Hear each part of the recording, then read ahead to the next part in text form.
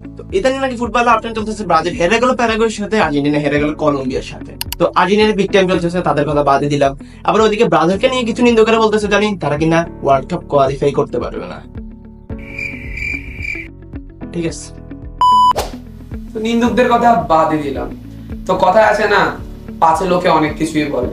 তো এই দিন নাকি ব্রাজিলের অবস্থা খুবই খারাপ এবং এর জন্য দায়ী করা হচ্ছে ডরিবাল জুনিয়রকে।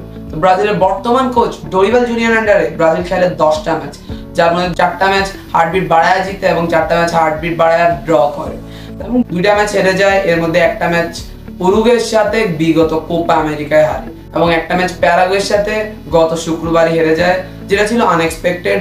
এবং 4টা ফ্রেন্ডলিজ খেলে, 4টা ফ্রেন্ডলিজের মধ্যে 2টা ড্র করে এবং 2টা জিতে কেমনে সেটা আপনারা সবাই জানেন। একটা জিতে ইংল্যান্ডের সাথে, যেটা ছিল ডরিবাল জুনিয়র প্রথম ম্যাচ। তো এটাই ছিল বর্তমান কোচ ডরিবাল জুনিয়র আন্ডারে ব্রাজিলের স্ট্যাটস।